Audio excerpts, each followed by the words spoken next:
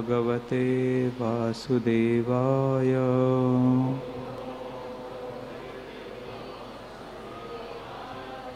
ओम नमो भगवते वासुदेवाय।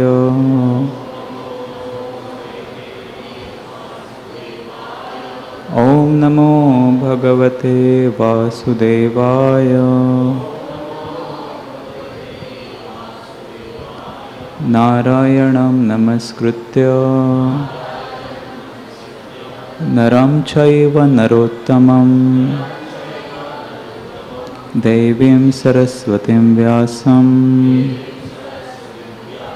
ततो जयमुदीरये।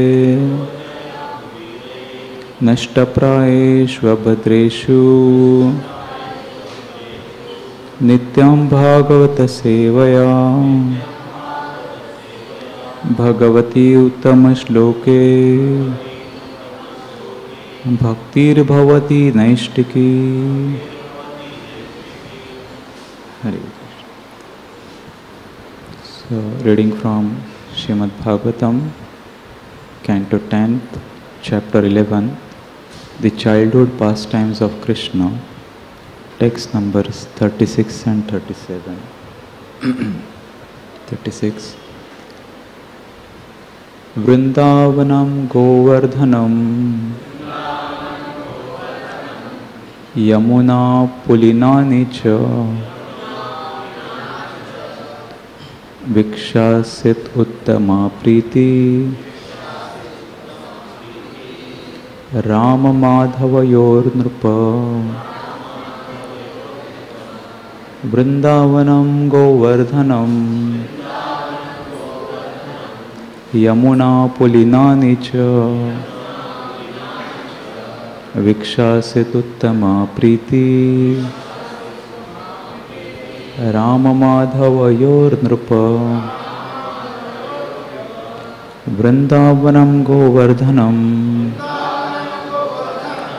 Yamuna Pulinani cha Vikshasit Uttama Priti Rama Madhavayor Nrupa.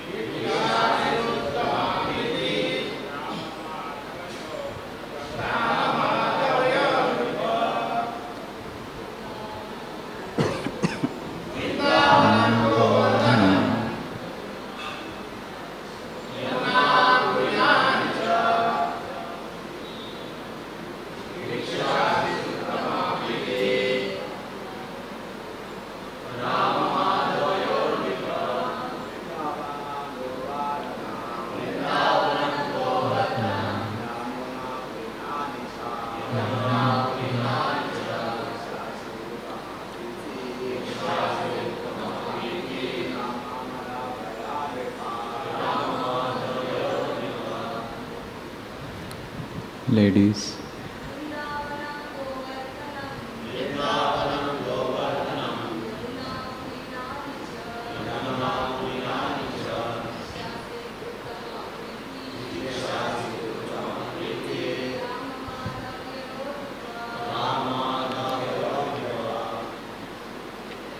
word by word meaning. Vrindavanam, the place known as Vrindavan. Govardhanam, along with Govardhan Hill. Yamuna Pulinani cha, and the banks of the river Yamuna. Viksha, seeing this situation, Asit, remain or was enjoyed. Uttama Priti, first class pleasure. Rama Madhavayo, of Krishna and Balaram. Nrupa, O King Parikshit. Translation: O King Parikshit, when Ram and Krishna saw Vrindavan, Govardhan and the banks of the river Yamuna, they both enjoyed great pleasure. Text 37, there is no purport, so we'll continue. Translation and purport. In this way, Krishna and Balaram, acting like small boys and talking in half-broken language, gave transcendental pleasure to all the inhabitants of Braj. In due course of time, they became old enough to take care of the cows.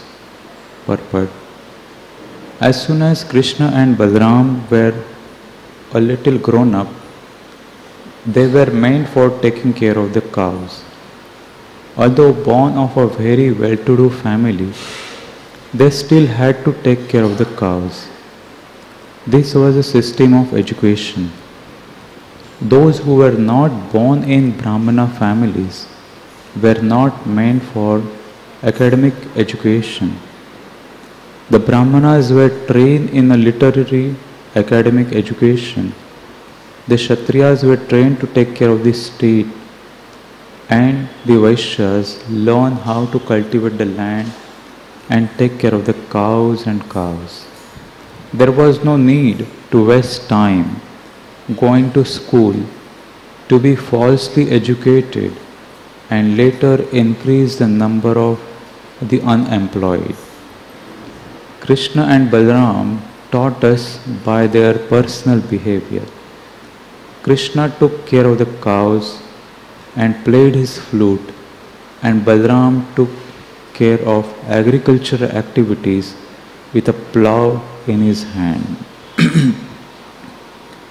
Om Jnanatimirandasya Jnananjana Shalakaya Chakshurunmilitam Yena Tasmai Shri Gurave Namaha Shri Chaitanya Manobhishtam Stapitam Yena Bhutale Swayam Rupaha Kadamaiham Tadati Swapadantikam Namam Vishnupadaya Krishna Prishtaya Bhutale Srimate Bhaktivedanta Swami Niti Namine Namaste Saraswati Deve Gauravani Pracharini Nirvishesha Shunyavadi Paschatya Deshatarini Namo Mahavadanyaya Krishna Prema Pradayati Krishnaya Krishna Chaitanya Namine Gauratyushe Namaha. He Krishna Karuna Sindho Dina Bandho Jagatpate Gopesha Gopika Kanta Radha Kanta Namosute Tapta Kanchana Gaurangi Radhe Vrindavaneshwari Vrishabhanu Sute Devi Pranamami Hari Priye Vancha Kalpatarubhascha Kripa Sindhubhya Evacha Patitanam Pavanebhyo Vaishnavebhyo Namo Namaha. Jai Sri Krishna Chaitanya Prabhu Nityananda Shri Advaita Gadadhar Srivasadi Gaura Bhaktivinoda. Hare Krishna Krishna Krishna Hare Hare Hare Rama Rama Rama Hare Hare Krishna. So in these two verses, Shukadeva Goswami is continuing to explain the wonderful activities of Krishna and Balaram, how Nanda Maharaj and all the residents of Gokul, Mahavan, they decided to go to Vrindavan because they saw that there had been many calamities, and Krishna and Balaram, they were in danger. And it is also discussed previously that in order to protect this place, that was also one wonderful point some of the devotees brought out, that they wanted to protect that place also. They thought that maybe because of we are staying at this place, we are getting a lot of atrocities, difficulties. So they wanted to protect the place.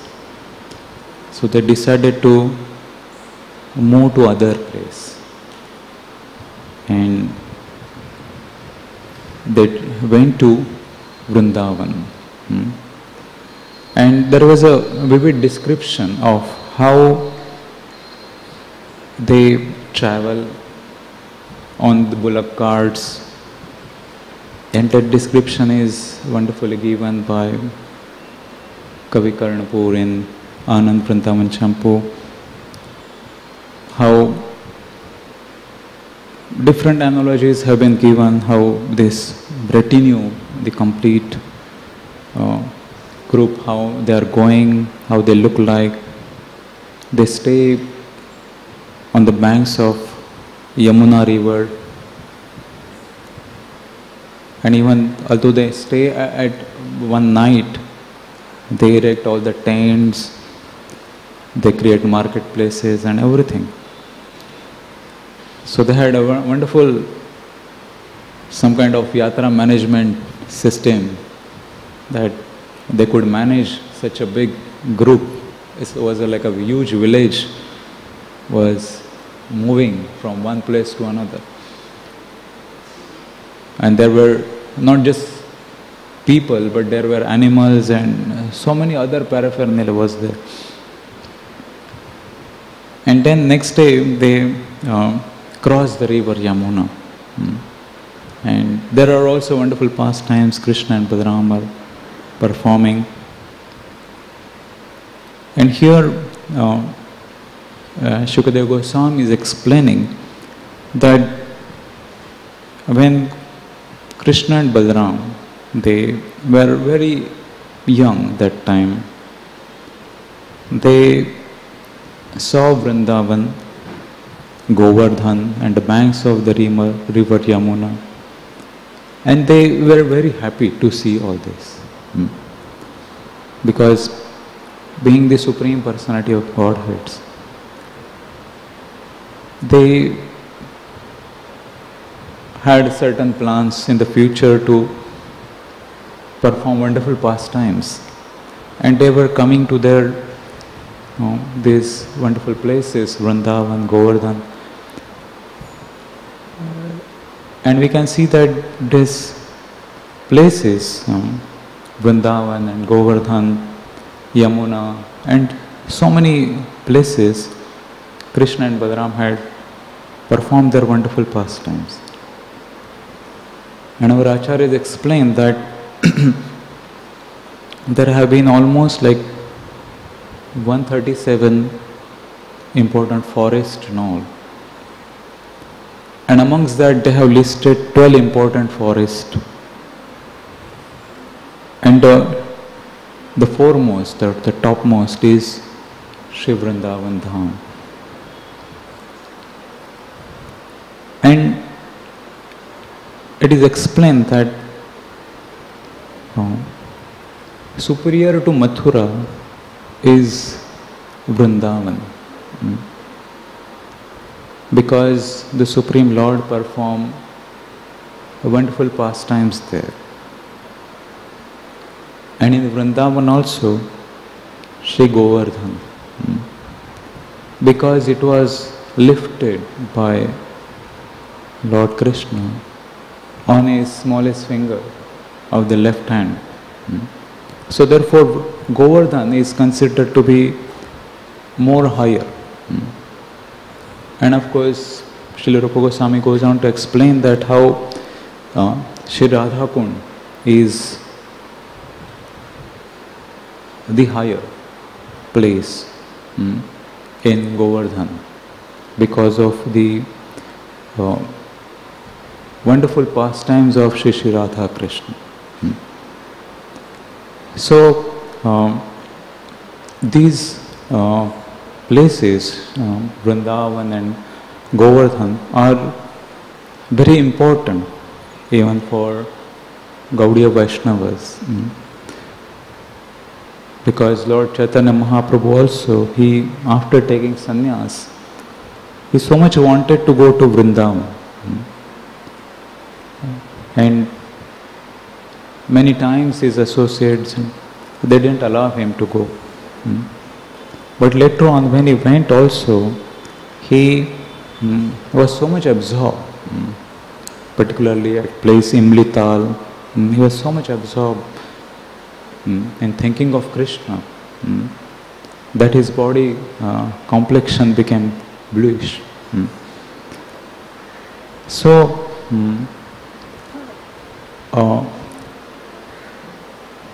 this is very important, and Lord Chaitanya Mahaprabhu also gave Govardhan Shila and Gunjamala to Raghunath Das Goswami. And in that way, he gave the worship of Shri Shri Radha Krishna. And in that way, he worshipped this Govardhan Shila as non-different from Lord Krishna. And in our parampara also, Gaudiya Vaishnava parampara, devotees worship Govardhan Shila as non-different from Lord Krishna. And some temples, they place this Govardhan Shila on altar. In Sri Mayapur Dham, we can see that there is a huge Govardhan Shila they worship. So it is very important to see these places from the transcendental vision. From the eyes of scriptures, we need to see this. Otherwise, it may appear to be an ordinary mountain, or the pebbles or the rocks of Govardhan may appear to be ordinary stones. But one should not mistake that. One should know that they are not different from Krishna. Because when Krishna also lifted Govardhan hill for 7 continuous days and nights, he lifted Govardhan hill for 7 days. And afterwards, he placed it and he allowed all the residents of Vrindavan, that place, to perform Govardhan Puja. And he himself manifested in a wonderful transcendental form. And that shows that Lord Krishna is not different from Shri Govardhan Dham.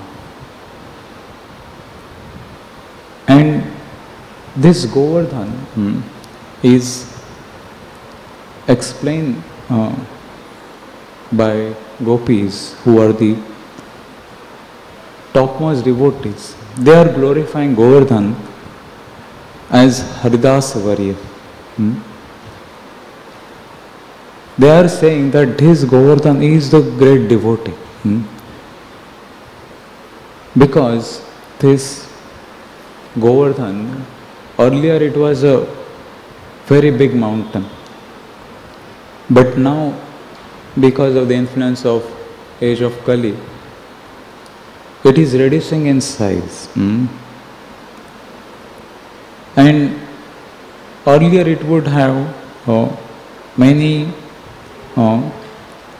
waterfalls, wonderful lakes, ponds, trees, which would give juices like mango juice and honey. So many ways this Govardhan would serve Lord Krishna and Balaram in their wonderful pastimes. Caves, places to take rest. Even though the rocks, some rocks would be very flat where people could easily take rest. That's how Govardhan was fulfilling the desire of all the devotees there. And some rocks would reflect light. They were like mirrors. They would reflect lights. And even people could use that as mirrors. And there had been lot of jewels and all different things. Govardhan was supplying all these things. And it is said that the grass of Govardhan had wonderful qualities. And it had a wonderful flavor. It had wonderful fragrance. It was very soft. And it would, by eating that grass, the cows would give wonderful milk. Dugdha vardha. They could produce lot of milk.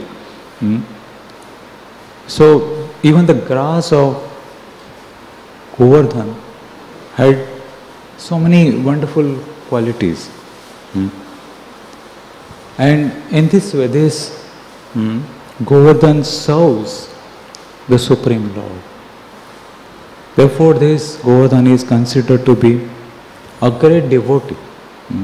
Although it is not different from Supreme Lord, but in one capacity he serves the Supreme Lord as a servant. So, Krishna and Balaram, they are observing this Govardhan, Vrindavan, and the banks of river Yamuna. So in this way they are taking great pleasure. And Srila Prabhupada in the next verse explains that in this way Krishna and Balaram, acting like small boys and talking in half-broken language, gave transcendental pleasure to all the inhabitants of Braj. In due course of time, they became old enough to take care of the cows. So, in this way, Shukadeva Goswami is explaining that they were like small children. They were speaking in a very half-broken language. And the inhabitants of Braj, Vrindavan, they were very happy to hear those words, broken words. And in due course of time, they became old enough to take care of the cows. So now Shukadeva Goswami is explaining that how the little, he is going little fast, is explaining that now they are grown up. And when they were grown up, they were given charge of the cows. And they had to take these cows for herding, and they were taking care of these cows. Because they were still young, they were not given charge of the cows, but they were given charge of the cows. And in this purport, Srila Prabhupada brings out wonderful points actually, that how Krishna and Balaram, although they were Supreme Personality of Godhead, in this pastime, they had taken birth in the family of Vaishyas, mercantile families. So, it is explained in Bhagavad Gita that Krushi Goraksha Vanijam, Vaishya Karma Svabhavaja, that Krushi Goraksha, these are the two activities. Krushi means agriculture, Goraksha means cow protection. These two activities are the activities of Vaishyas, or the mercantile business type of people. And these two activities are quite important to understand in the complete economic system of society, that these two activities can sustain the whole economy. If it is considered deeply, one can understand that ultimately we need food to eat. Srila Prabhupada also in his purport he explains that what is the material prosperity. Material prosperity means one should have sufficient food to eat. That is the real prosperity. If there is, there may be enough money, but the food items are in scarcity, still people will not be happy. They will be in great anxiety. So therefore the real prosperity is that one has abundant grains. At the time, Srila Prabhupada explains that dhanena dhanva gavaya dhan. That who is a wealthy person, according to Vedic civilization, is a person who has got a lot of grains, dhanena dhanva, gavaya dhanva, and one who has many cows. If these two things are there, then there will not be any problem in the society. There will not be any scarcity of food. Because, of course, there have been a lot of discussions about how we simply take care of the cows. Then, all the necessities which are required for our sustenance will be supplied. And Srila Prabhupada also explains that how by milk we can produce hundreds of milk products, and in that way one can remain healthy. Physically also one can remain healthy. That's a wonderful nourishing food for the body. And some of our devotees have gone more deeper, and they are explaining that how there is a deeper connection. It is not just taking care of the cows, just taking the milk, and that is not all in all, but cow is considered to be one's mother. And how if even the cow becomes old, it stops giving the milk, doesn't mean that you send that cow to slaughterhouse. That is not advisable. That is not recommended. Just like your mother has become old, she's now can't do any work, doesn't mean that you send her to old age homes. You have to take care of your own mother. So in that way, one has to take care of the cows. And we can see that how by the influence of Kali Yuga, how people have gone so far away from this kind of thinking.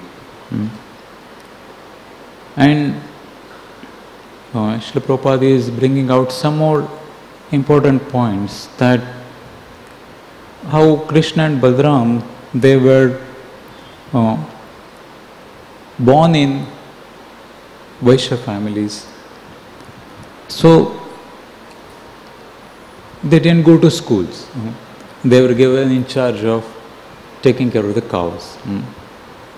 As the according to their guna, varna, ashram system, they observed that. Although they were the supreme lords, but still externally they observed these basic principles.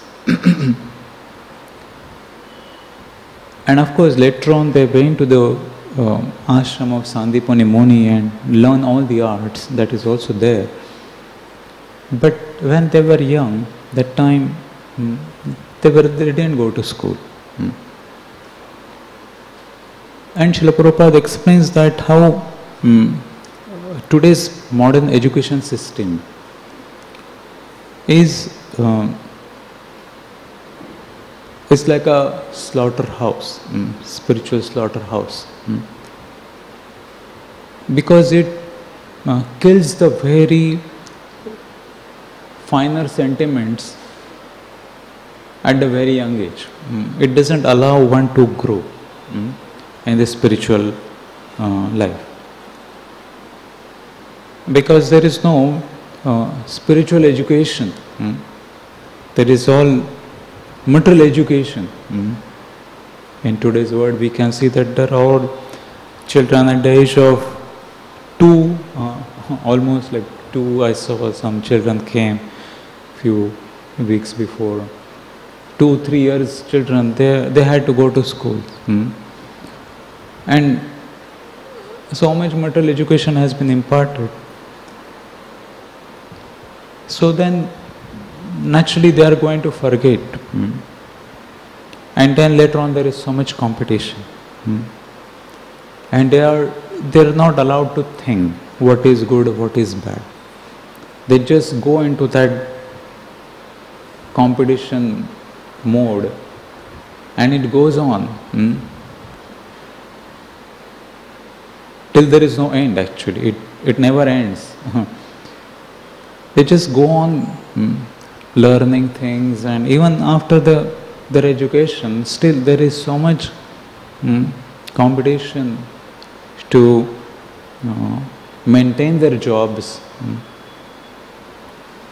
and to make the livelihood.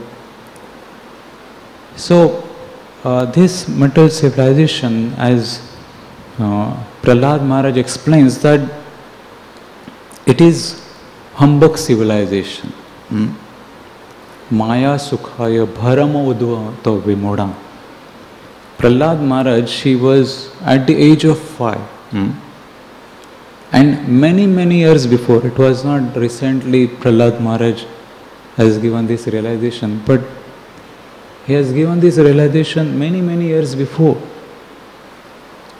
And he is explaining that what is happening, that materialistic people have created this humbug civilization. There is no truth. We cannot be happy. So this is the situation. Prabhupada gives one example that how this is a humbug civilization. He explains that in America they are producing so many cars. Every year they produce so many cars. Different types of cars they are producing. But there is so much traffic jam, so much traffic problems, pollutions, accidents. So many problems are created. And then going from say New York to Boston, it may take 1 hour or something, 1.5 hours. But going to the airport may take more time because there is so much traffic jam. So then what is use actually? So therefore, people try to solve one problem, but they'll end up creating so many other problems. So that is how this education system is driving a person to. That it may appear everything that it is so nice, one is learning so much material knowledge, but ultimately where it is leading to? It is leading to so much chaos in the society. And then there are always threats. Always threats of insecurity, war. People are fighting, nations are fighting with each other because they have lost the focus.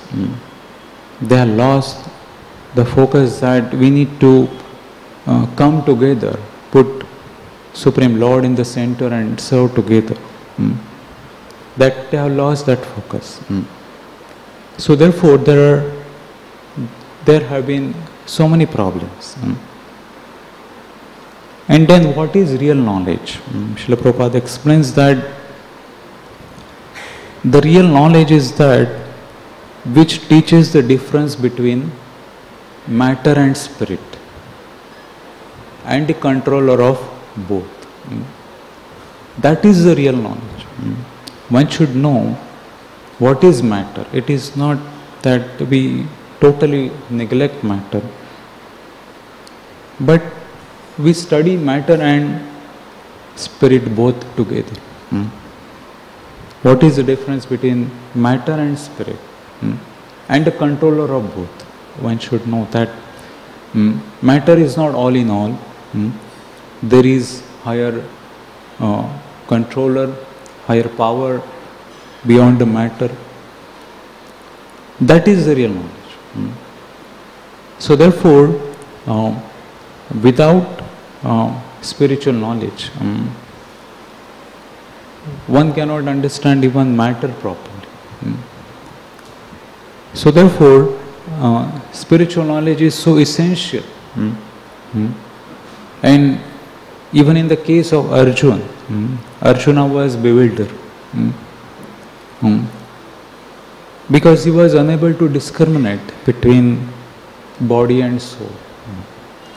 He, at particular time, he was bewildered. Of course, that was the divine will of the Supreme Lord, that he gets bewildered, and Krishna wanted to impart this transcendental knowledge of Bhagavad Gita. But still, when he was bewildered, he was not able to discriminate between matter and spirit.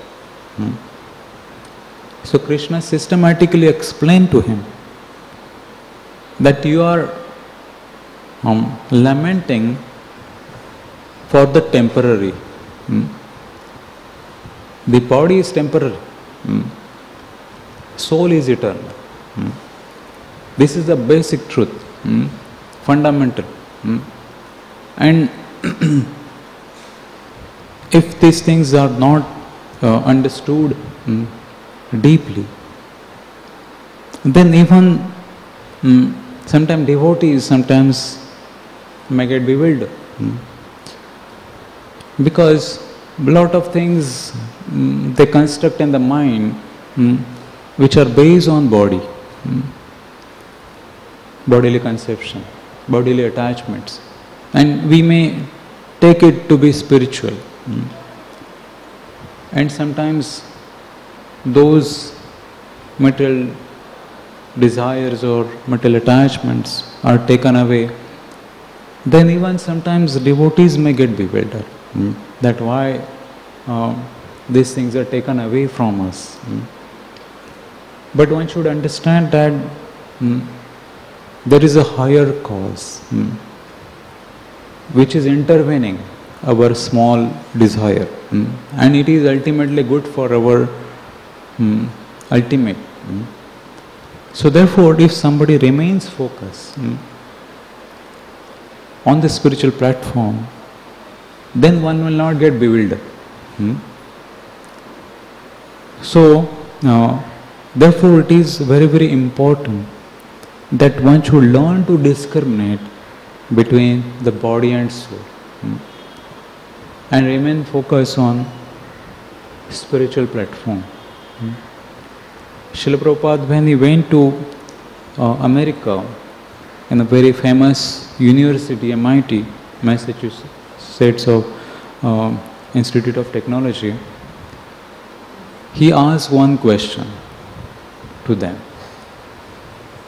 that where is that department which teaches the difference between body and soul, right? There are so many departments, physics, chemistry, biology, and so many different departments were there. But Srila Prabhupada, he could understand the real problem, the fundamental problem of this material world. And then he was giving the solution. That is the first approach, fundamental approach that one should have, that one should be able to find out the problem first before giving the solution, right? Usually people are very eager to give solution, right? But one should be able to find out what is the problem. Then one can give the solution. So therefore, materialistic people, they are trying to give solutions after solutions, which is ultimately leading to so many problems. So therefore, it is very, very important that we realize that the real problem in the society is that they are not teaching this knowledge, knowledge of the soul.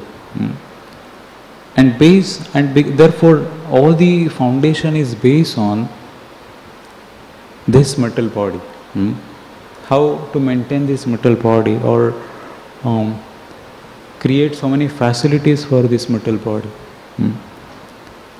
And ultimately this body is going to get old, going to get disease, and ultimately it is going to die.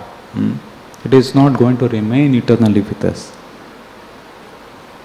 But still, people try to prolong their lives.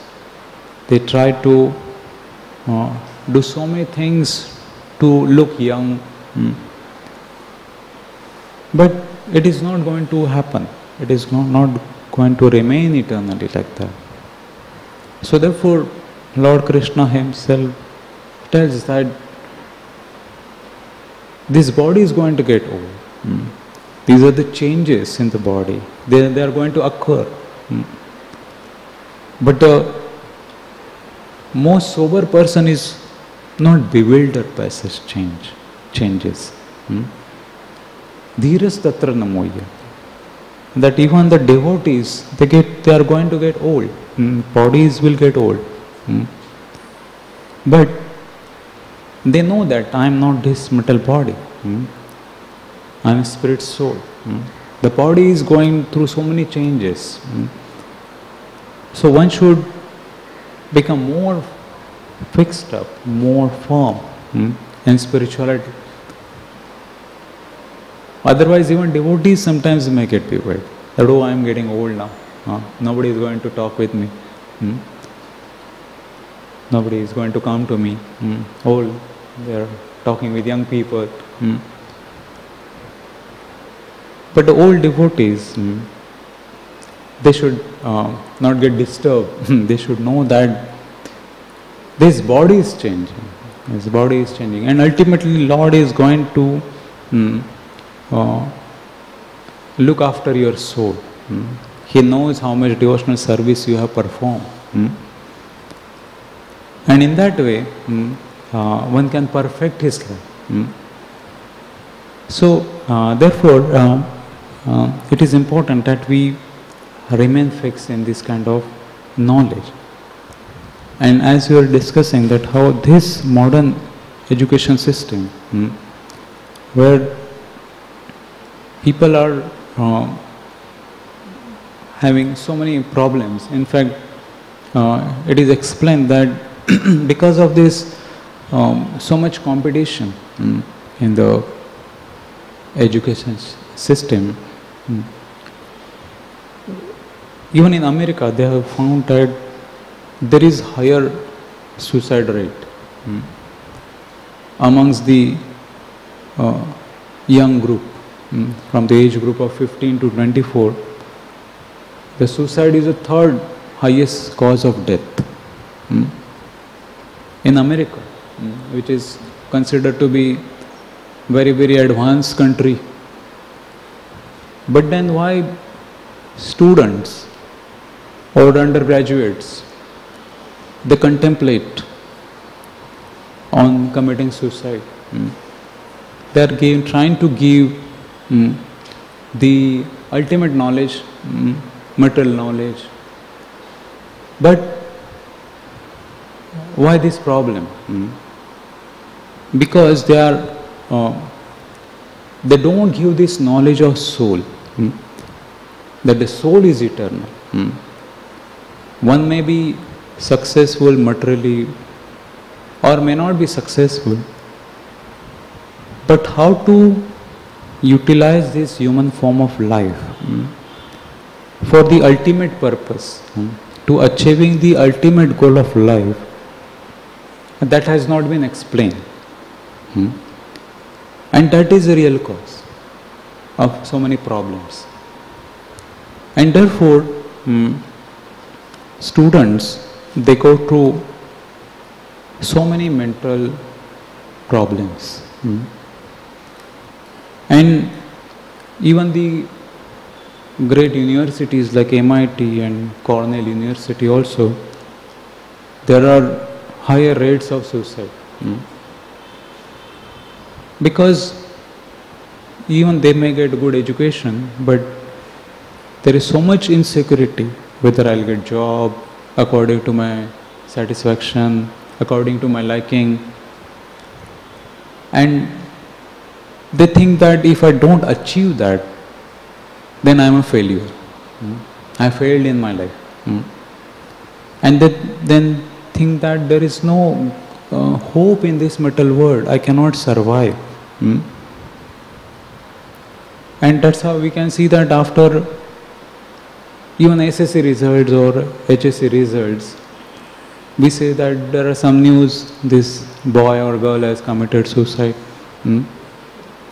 Why? Because they have lost hope that there is something higher in life to be achieved. And this scripture, Srimad Bhagavatam, Srimad Bhagavatam, which is giving that higher knowledge, that what is the ultimate goal of life, that one must try to achieve. An ultimate goal of life is to go back home, back to Godhead. Human form of life itself is so rare. After going through so many species, one achieves this rare human form of life. This human form of life is very rare. So one should not misuse that. One should use that for the higher cause. And when somebody uses that for the higher cause, then one will realize that there is still hope. Nothing is lost. I have to achieve my ultimate goal of life. And then this Srimad Bhagavatam, the knowledge given in these wonderful scriptures will make a lot of sense. Because at the time Srila Prabhupada explains that by transcendental knowledge one becomes perfect. By realized knowledge one becomes perfect. By transcendental knowledge one remains steady in his conviction. He has transcendental knowledge, theoretical knowledge, he will remain steady. But by academic knowledge, one can get easily deluded and confused by apparent contradictions. Just academic material knowledge is not sufficient, because it will, one will get bewildered, because there are so many apparent contradictions in the scriptures, or even in the material education also. So therefore, when one goes deeper in Bhagavad Gita, Srimad Bhagavatam, one will realize that we are not these material bodies. We are spirit soul. And soul is eternal. Ajo nitya shashvatoyam na hanyate hanyamane sharire. This soul is eternal. Even the body dies, soul is going to remain eternally. And the goal of life is to relieve that soul from the cycle of birth and death. And ultimately that soul should go back home, back to God, by performing devotional service. So therefore, here Srila Prabhupada is explaining that there is no need to waste time going to school to be falsely educated and later increase the number of the unemployed. A very strong statement. It's like a challenge to the material education system. That there is no need of wasting time going to school. Some children may be happy to hear that. But that's how it was given, that those who have got nature, the Brahminical children, they should be studying the scriptures and lead the society in that direction.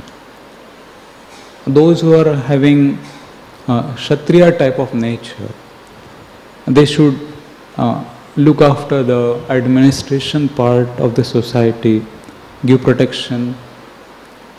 Those who are having mercantile or the business type of tendencies, they should do business.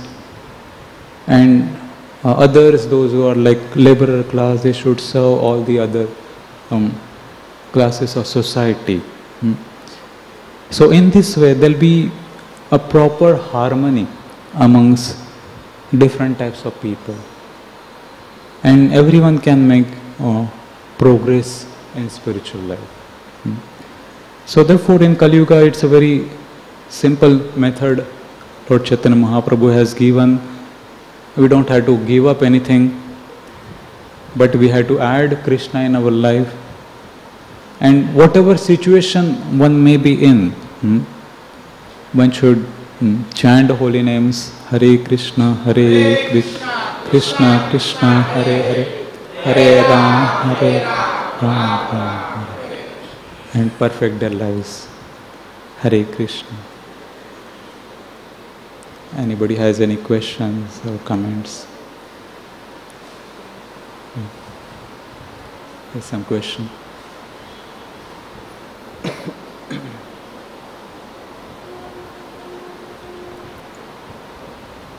Hare Krishna. Thank you for such a nice class. Explain how material and spiritual, matter and spirit, there's a difference. We should be able to differentiate between both.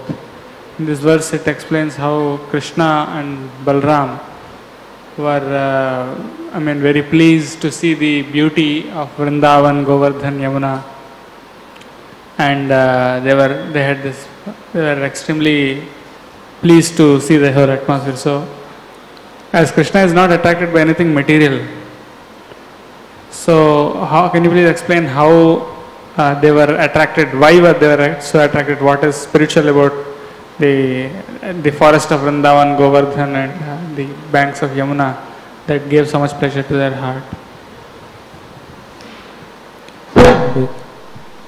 Because these are not material places. Vrindavan, Govardhan, Yamuna. Krishna doesn't see anything materially. Krishna's vision is all spiritual. We may think this is material or like that. But from Krishna's point of view, everything is spiritual. So when Krishna sees Govardhan, Vrindavan, Yamuna, he is relating with his eternal abode of spiritual world. So it is not material at all. Yeah. These are all his eternal places in the spiritual world. So whenever Krishna comes in this material world, he brings all his paraphernalia, everything in the material world, so that we see them. We learn to see these things also as spiritual places. This is for our purification. Right? Yeah? Okay. What is it in Vrindavan that gives, so much pleasure to Krishna? Of course, the devotees are there, but apart from that, the forest of Vrindavan, like. Yeah, it's Krishna's eternal place of pastimes, and it will unfold in due course of time. Vrindavan, where Krishna performs his wonderful pastimes. So there are many things, it will come, devotees will explain in the future. So Krishna is relating with all that. That is his eternal place. Yeah? You have any question?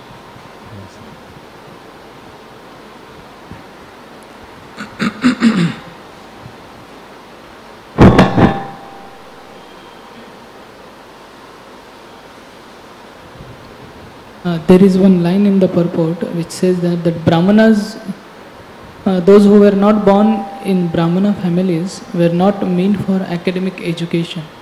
But in the life of Krishna only we see that when he goes back to the Vasudeva and Devaki, he was sent to the Sandipuni Muni's ashram. So taking training in all this education only. So how this statement applies? Yeah, later on they went, but they didn't go to school at a very young age. Not at the age of 5, 6, they started going to schools. They went quite later. Maybe I think after killing Kansa and all that 10, 12 years, that time they went. But not from the very young age. Gurukula system was there, and those who were identified as Brahmanical children, they were sent even at the age of 5. Brahmachari, Gurukule, Vasandanta, Gurohitam. So they learn the basic right from beginning of their childhood. But Krishna and Balaram, they were setting an example. Although they are the Supreme Lords, right? They are none other than the Supreme Personality of Godheads. For them there is no need of going to schools. But even in the material platform, they show by their own example that if we are born in Vaishya families, we need not go to schools. That's how it is explained. Only the Brahmanas were meant for education. So that way, that if this is followed, then a lot of problems will be solved in this society, right? But of course, things have become very difficult in Kali Yuga. Modern education system is very difficult to now reverse back. So therefore, whatever knowledge has been given in Bhagavad Gita, Bhagavatam, we need to give that knowledge to people in general and continue our mission. Okay. Any other? Another? Yes, comment or question.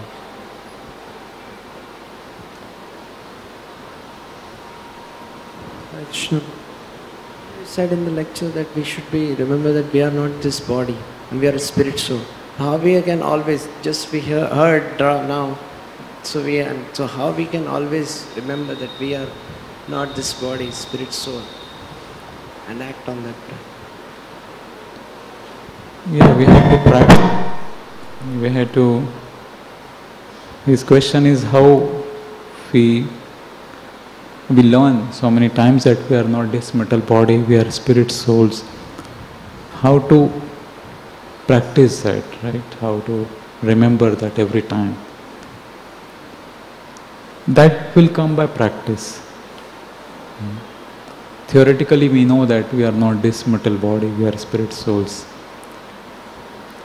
But when we practice it in devotional service, then we go more deeper in these aspects. And in due course of time it will be proven. Things when how much we are attached to devotional service, it will be proved in due course of time. Because sometimes there may be small disturbance or small challenges in our spiritual life, which are material. We tend to give up spiritual life. We try to compromise. So maybe because I am doing too much chanting or going too many times to temple, I am becoming more serious in Krishna consciousness. That's why these problems are coming. But that's not the right approach. We should know that this is our purification. And ultimately we have so much of huge baggage of our karma, previous so much. So it's getting purified. So we should be happy in one sense that some problem is coming or some disturbance is coming. And still we should remain steady in devotional service.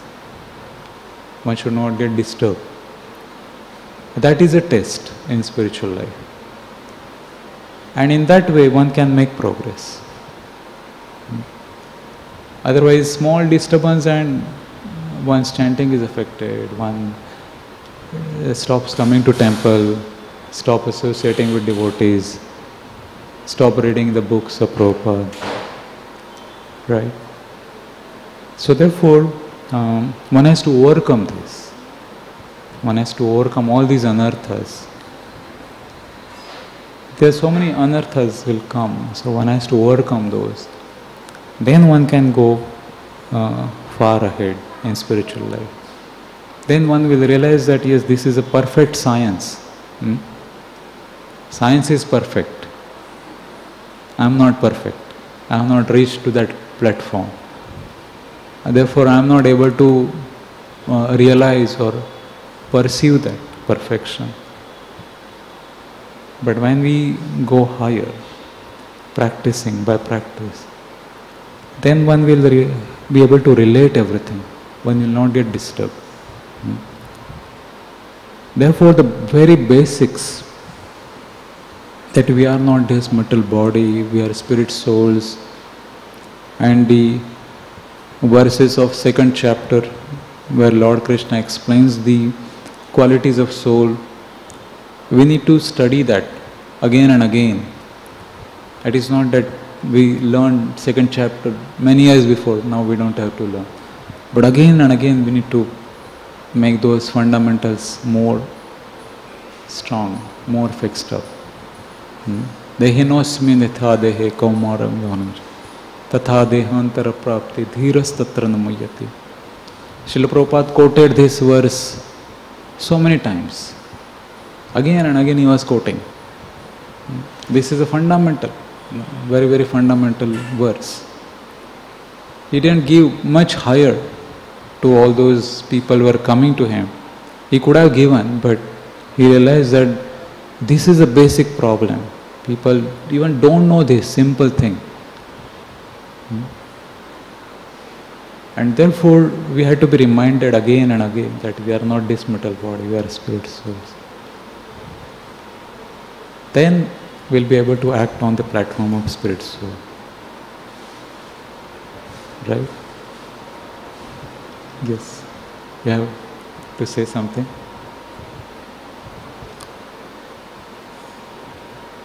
Okay. Okay. Hare Krishna. Grantara Srimad Bhagavatam ki